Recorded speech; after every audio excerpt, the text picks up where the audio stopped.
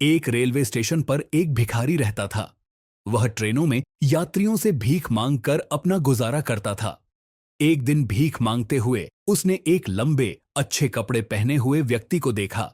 भिखारी ने सोचा, यह आदमी बहुत अमीर लगता है, अगर मैं इससे भीख मांगूंगा तो यह मुझे अच्छी रकम देगा। वह आदमी के पास गया और भीख मांगने लगा। लंबा आदमी उसे देखकर बोला, तुम हमेशा दूसरों से मांगते हो, लेकिन क्या तुमने कभी किसी को कुछ दिया है?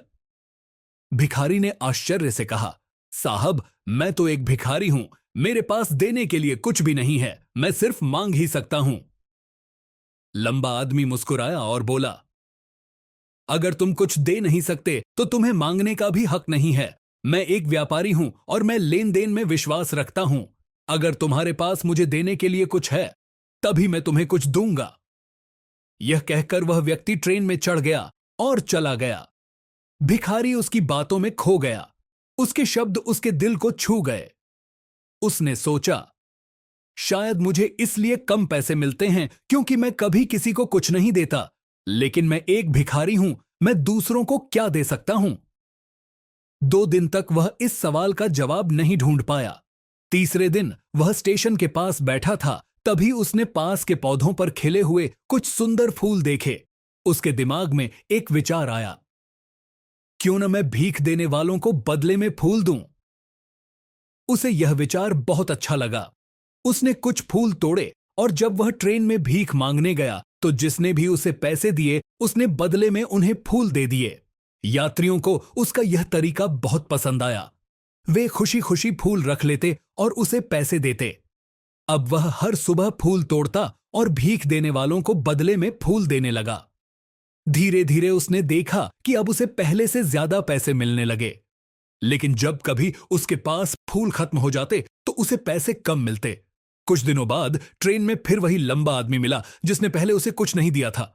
भिखारी खुश होकर उसके पास गया और बोला, आज मेरे पास आपको देने के लिए कुछ है, कृपया मुझे कुछ भीख दें और बदले में मैं आपको फूल दूंगा। वह आदमी मुस्कुराया, उसे कुछ पैसे दिए और फूल स्वीकार कर लिए। उसने कहा, बहुत बढ़िया, अब तुम भी मेरी तरह व्यापारी बन गए हो। फिर से उसके शब्द भिखारी के दिल में गूंज उठे। अब उसे समझ आ गया कि उसकी जिंदगी बदलने की चाबी उसी के हाथों में थी। उसने ट्रेन से उतरकर आसमान की ओर देखा और जोर से कहा, मैं भिखारी नहीं हूं, मैं एक व्यापारी हूं। लोगों को लगा कि वह पागल हो गया है, लेकिन भिखारी अपनी बात पर अडिग था। अर्गा 6 महीने बाद उसी स्टेशन पर 2 अच्छे कपड़े पहने व्यापारी खड़े थे। उनमें से एक ने दूसरे को देखा और मुस्कुराते हुए हाथ मिलाने के लिए हाथ बढ़ाया। क्या आप मुझे पहचानते हैं? पहले व्यक्ति ने पूछा। दूसरा व्यक्ति सोचकर बोला, नहीं, मुझे नहीं लगता कि हम पहले कभी मिले हैं। पहले व्यक्ति ने हंसकर कहा, हम 2 बार मिले थे। क्या आपको वह भिखारी याद है जिससे आपने बात की थी?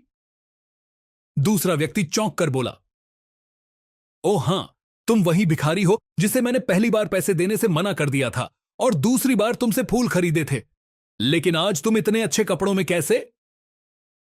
पहला व्यक्ति गर्व से बोला, हां, मैं वही भिखारी था, लेकिन अब मैं एक सफल फूल व्यापारी हूं। मैं अपने व्यापार के सिलसिले में दूसरे शहर जा रहा हूं।